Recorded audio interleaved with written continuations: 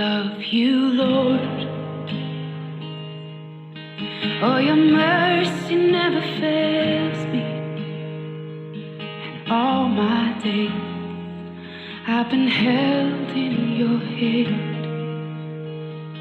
From the moment that I wake up until I lay my head, oh, I will sing of the goodness of God. Ivavaka fotsika manoloana ny zany-ten'Andriamanitra izany alohan'ny andraisantsika ny zany-ten'Andriamanitra izany, ataontsika hangataka amin'ny fanahy-masina mba hitoetra ao anatintsika. Jesosy eo misaotra betsaka anao izay fa Andriamanitra tena tia anay tokoa ianao.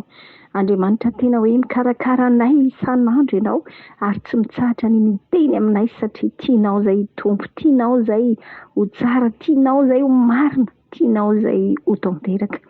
Raha ihainy teninao izay Andriamanitra dia mangataka ny fanahy-masonao ampahiratra amin'ny maso ny fanahinay, sokafo ny fonay, sokafo ny sainay, handray izay tianao ambara satria fantatray Andriamanitra fa manakabara aminay ianao. Dia mitenena tompo vonona iaino anao izahay. Amen.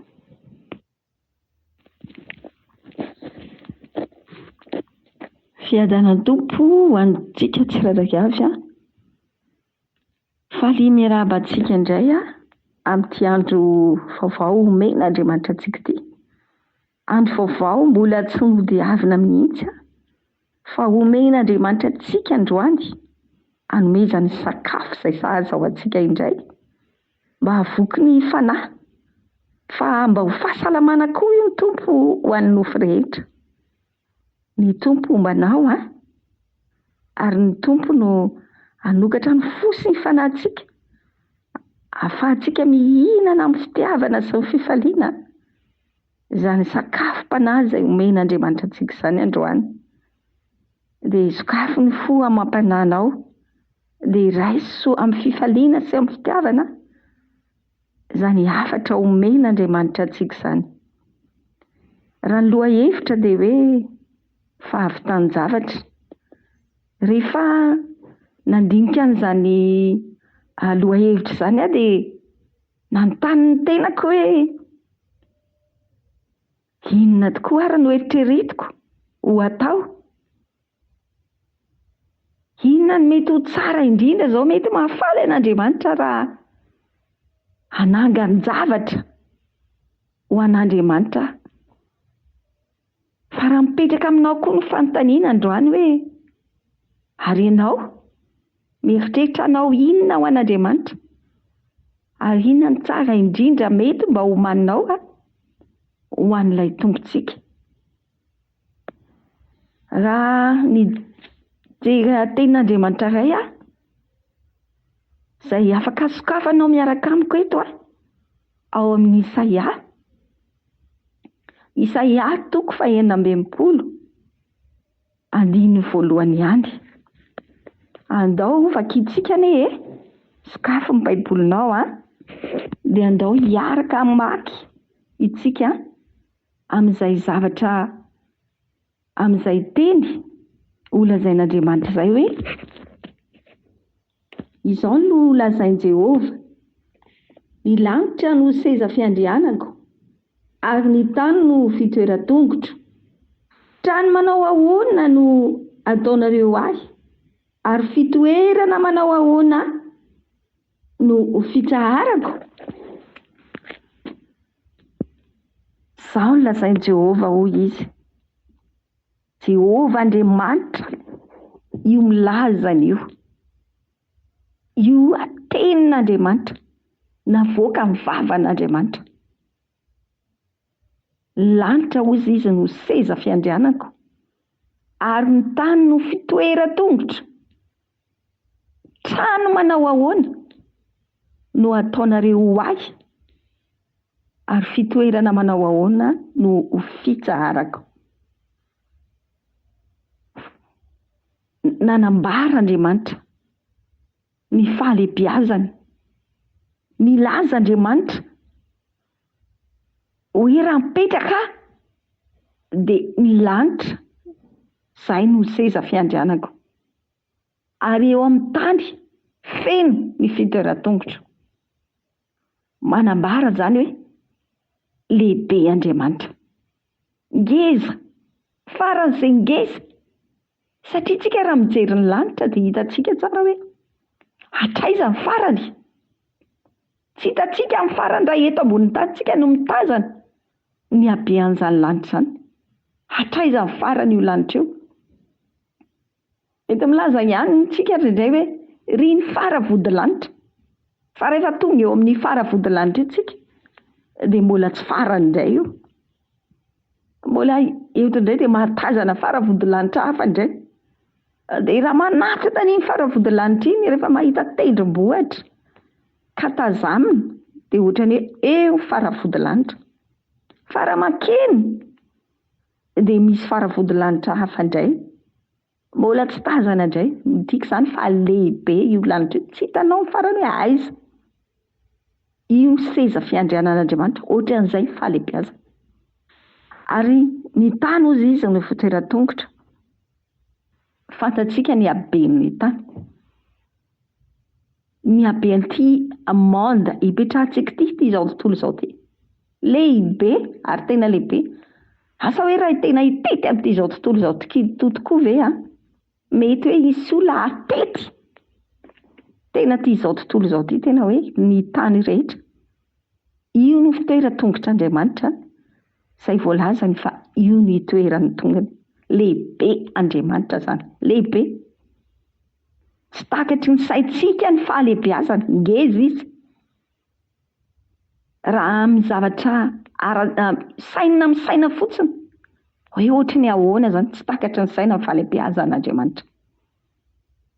Fa Andriamanitra nefa eto mametraka fanontaniana amiko sy aminao hoe trano manao ahoana no ataonareo ho ahy ary fitoerana manao ahoana no hitsarako. Trano zany. Ny valilay fanontaniana tamin'ny voalohany teo hoe inona ary zany mba mety hahafaly an'Andriamanitra raha anao an-danitra ao an'Andriamanitra. Zasy ianao. Eto amin'ity tenin'Andriamanitra ity Andriamanitra dia mametraka zavatra izay tiany ho hatsangana ho azy ary hitsarany. Eto amin'ity tenin'Andriamanitra ity Andriamanitra dia mametraka fanontaniana amiko sy aminao. Hoe trano mazava. Trano manao ahoana no ataonareo sy amboarinareo ahy. Ary fitoerana manao ahoana no hitsarako. Asainy manao trano, izay no zavatra tadiaviny eto. Trano ary fitoerana.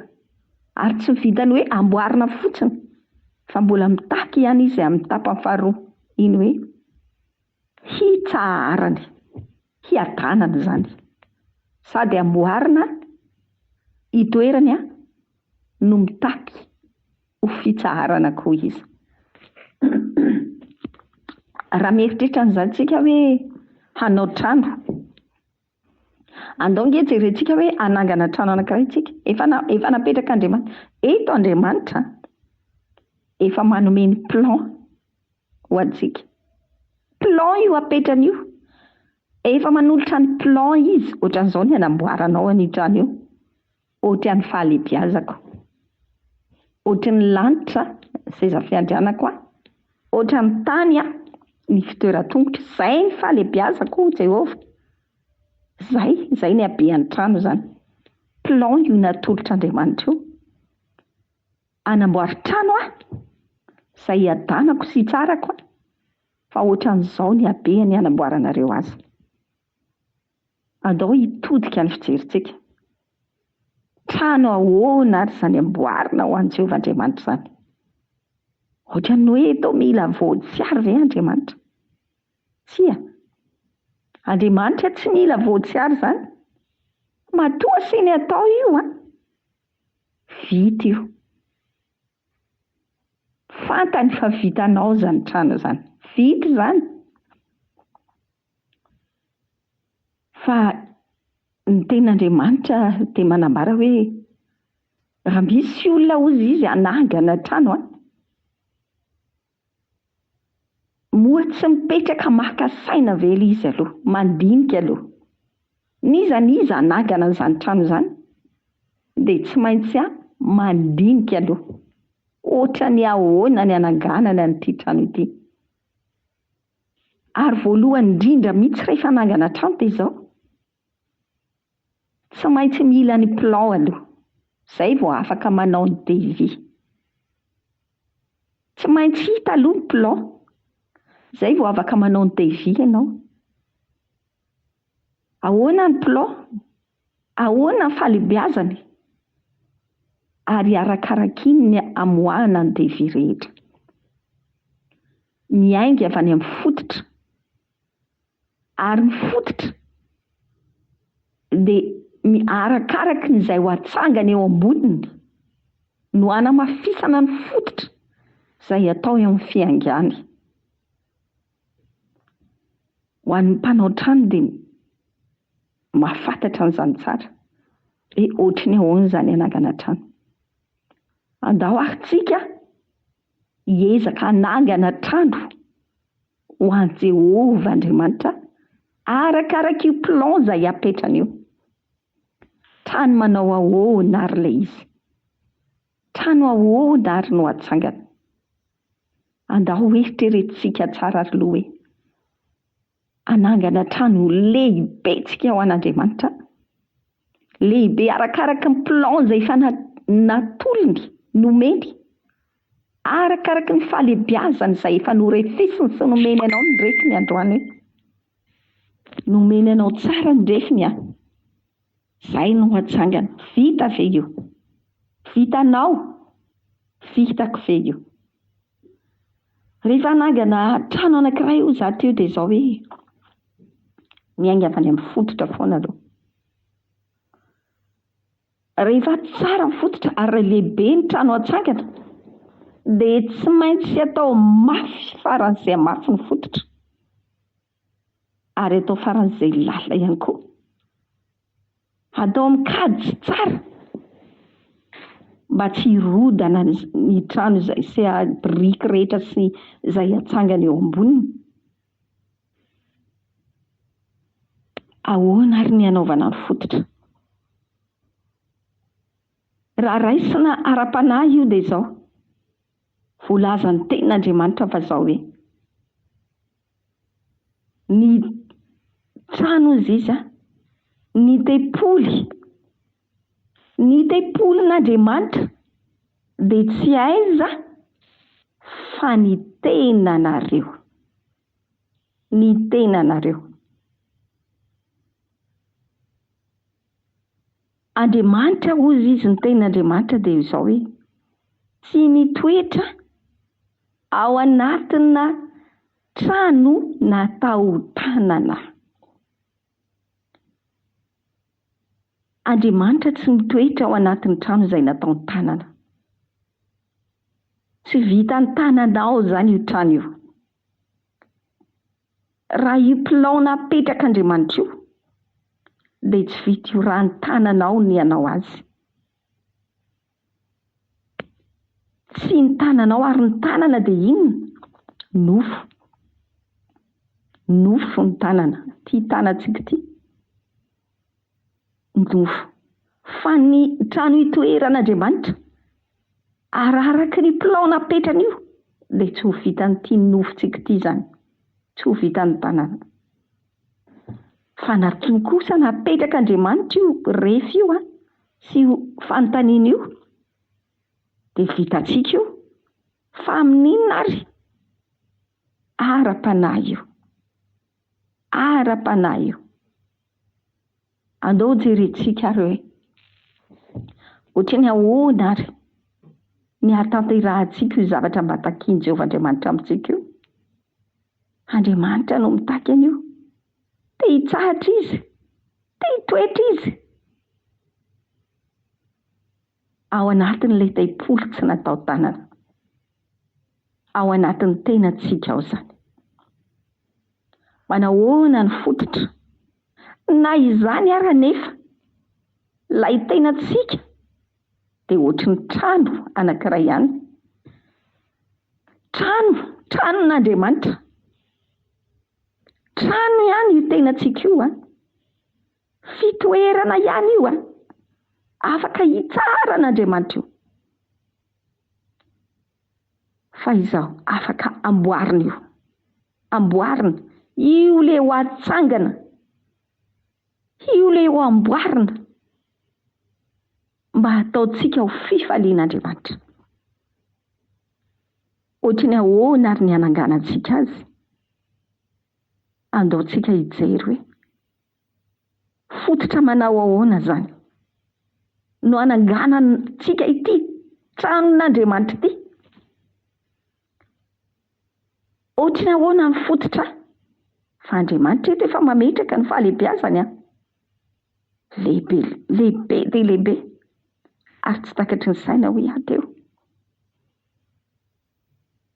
fa tsy maintsy atao tsara zany ilay fototra ohatrany ahoana ny fototra hijoronao manahoana ny fototra izay nanangananao lay te-polon'andriamanitra io lay tenantsika zany fototra manao ahoana io tenanao io fototra manao ahoana ny hijoronao io mety hirodana ve mety rehefa tratra ny cyclone sy ny rivotra ve so dia menjery raha ohatra ka ratsy ny fototra henonao androany ny plaony mena andriamanitra anao ity tsy maintsy atsanganao arodany aloha meteza ianao anangana fototra vaovao meteza ianao anaiky androany anangana fototra vaovao afaka ananganana lay trano lehibe afaka hitsaranaandriamanitra lay te-polon'andriamanitra io ny ten'andriamanitra dia efa manome foana tsika nge tsy misahirana tsy misahirantsika fa raha anangana trano zao dia zao mila fitaovana maro samihafa mila brika mila vato mila vy mila ciment mila tafo zay aloha ngeza be indrindra fitaovana lehibe indrindra zay tsy maintsy ilaina voalohany indrindra ireo mila vatotsika mila vytsika mila brikitsika mila cimentsika mila tafotsika zay aloha ngeza indrindra rehefa aveo manao ny finition rehetrarehetra reo ngeza indrindra fitaovana lehibe izay ilaina amin'ny fananganana ny trano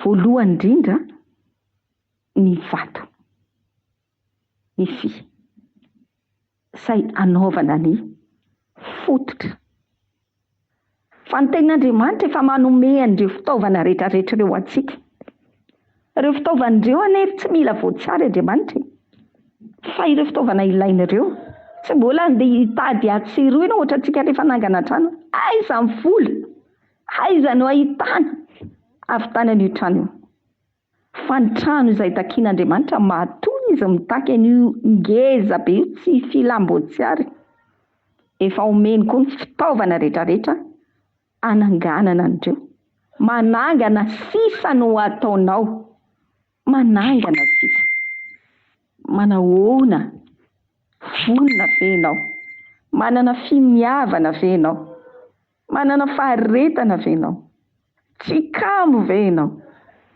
amin'ny fananganana io trano io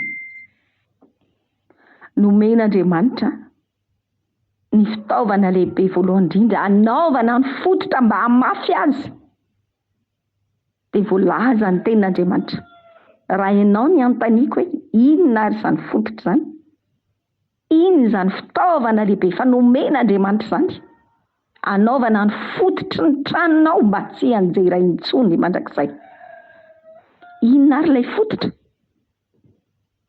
Jesosy Kristy hozy izy ilay fototra soa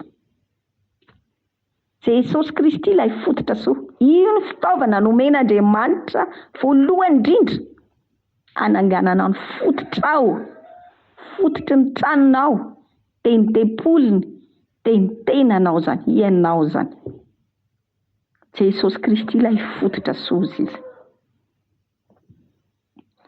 Raha Jesosy Kristy zany no anangananao ny tranonao, ianao, ny tenanao, tempolin'Andriamanitra, dia ho mafy orina mandrakizay ary tsy anjera intsony io.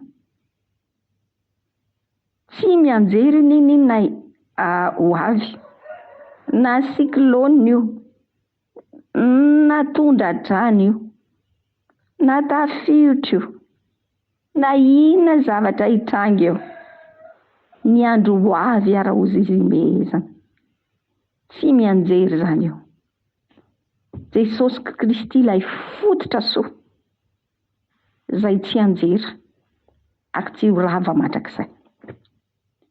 Ampioreno amin'ny Jesosy Kristy aloha ilay trano ilay trano amboarinao dia ny tenanao zany.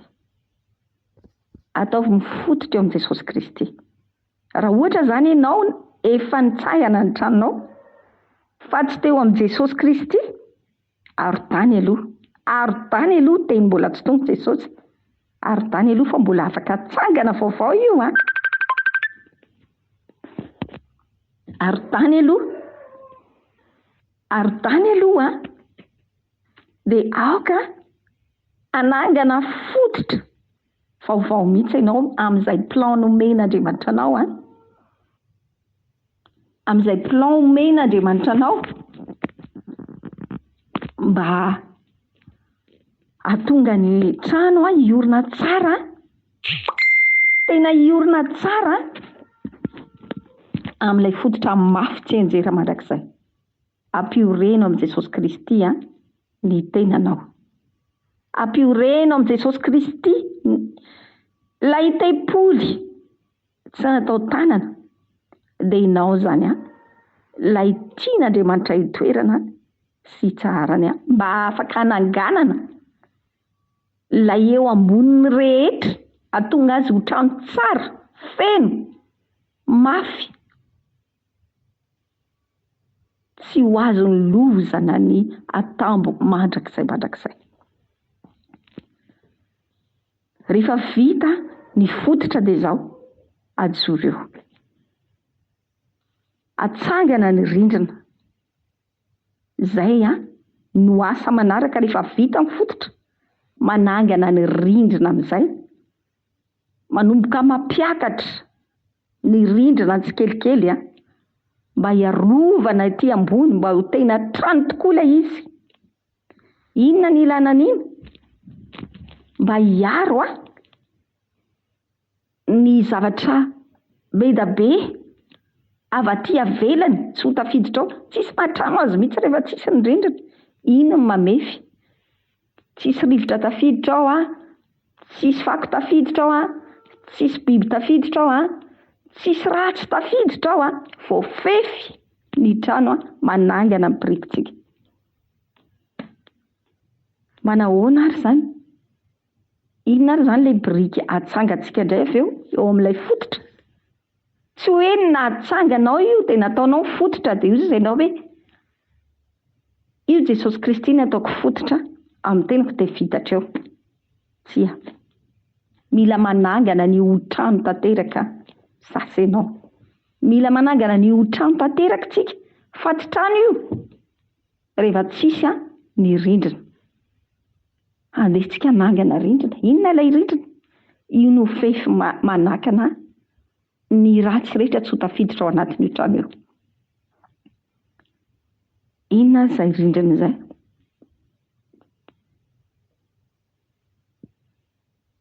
Ny tenin'Andriamanitra eo. Aoreno amin'izay ny tenin'Andriamanitra. Aoreno. Arafeto, arafitra. Jereo tsara ny biriky tsy anankiray dia vita.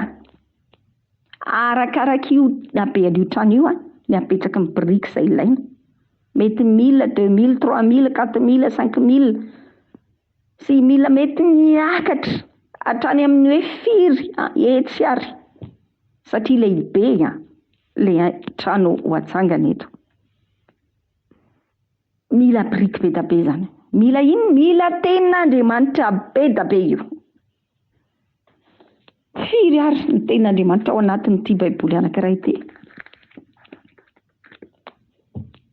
Ilaina daholo io rehetrarehetra io. Ilaina io rehetrarehetra io vao tsara rafitra io trano io satria lehibe io. Mila biriky be da be io. Raiso ny tenin'Andriamanitra. Arafeto eo amin'ilay tempoly, eo amin'ny trano izay aorinao an'Andriamanitra. Arafeto ao amin'ny tenanao. Arafeto ao aminao ny tenin'Andriamanitra. Ho sahala ny biriky izay atsangany eo ambonin'ny fototra. Tsy vita ny fandraisanao an' Jesosy Kristy io dia vitatreo. Tsy vita ny hoe nandray an' Jesosy dia tapitra. Fa mila mandrafitra ianao. Mampiakatra ny trano ahafahan'Andriamanitra mitoetra tsara. Tenin'Andriamanitra manahoana? Raiso ny tenin'Andriamanitra. Raiso. Apetrao anatinao ny tenin'Andriamanitra. Arafeto isan'andro. Mba ho tsara rafitra io trano io. Mba ho tsara rafitra io ary biriky tsara no ampiasaina amin'izany. Tsara io tenin'Andriamanitra io. Biriky tsara io. Biriky tsara qualité ambony io. Ary mazava ho azy fa rehefa rafitra ao io ny biriky tsara indrindra. Izay tsy ho potika mandrakizay. Aza reraka, aza mitsahatra, mandrafitra. Aza mitsahatra mandrafitra ny tenin'Andriamanitra. Eo ambonin'ny fototra natsanganao. Eo amin'ilay fandraisanao an' Jesosy Kristy, ilay fahateram-baovao. Arafeto ny biriky, ilay tenin'Andriamanitra. Apekaro isan'andro, apekaro, ataovy tsara rafitra. Ampitombohy, ataovy amin'ny fahalebiazana takian'Andriamanitra taminao. Araka ny fahalebiazana efa napetrany ao anatin'ny tenin'Andriamanitra. Rehefa vita izay, dia inona indray no atao? Arafitra ny hazo eo amboniny. Na hazo na vy, izay ataonao hamafy azy kokoa. Satria ametraka ny tafo ianao. Ametraka ny tafo ianao. Tsy trano io rehefa tsy mitafo. Satria rehefa avy ny orana, tonga ny havandra, dia fefika ao ianao. Fefika ao ianao. Misy goaka kely ary io tafo io. Rehefa misy tafontsika misy goaka kely ohatry ny lavapantsika. Mbola tafiditra ny rano ary dia dobo io trano io rehefa tsy tsetsema iny. Fa ilainy ny tafony ary tena hoe tafo tsara, mandrakotra tsara, tsisy lavaka, tsisy ninina no arafitra ao eo. Inona ary ilay tafo? Andao asiantsika tafo indray ary ilay trano. Rehefa nataontsika ny fototra, na rafitrintsika ny biriky, andaontsika tonga any amin'ny tafontsika izao. Inona ilay tafo? Io ilay vavaka. Io ilay vavaka. Io ilay vavaka takian'Andriamanitra. Mivavaha mandraka rivaka tsy reraka. Mivavaha mandraka rivaka tsy reraka. Aza asiana lavapantsika io. Ataovy tsara. Ataovy tafo tsara. Rafitra tsara. Tsara qualité. Tsy ilay mora arafesina. Tsy ilay mora potika. Tsy ilay mora rava raha tonga ny rivotra dia pohany dia mandeha dia lasa. Ataovy matanjaka ny vavaka ataonao. Ataovy tsara qualité ny vavaka izay asandratra ao. Ataovy tsara araky ny trano izay natsanganao. Mba ahatonga ny ho trano tsara izay tonga amin'ny qualité, fahalebiazana napetraka Andriamanitra izay ho tadiaviny aminao.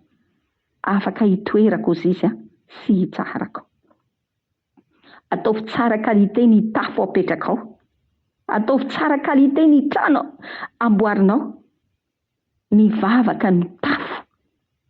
Ilay vavaka ilay takian'Andriamanitra, rehefa vita amin'ny biriky ny tenin'Andriamanitra, apetraka ny tafo ny vavaka, ataovy tsara kalite ary omeo ilay izay tsara indrindra.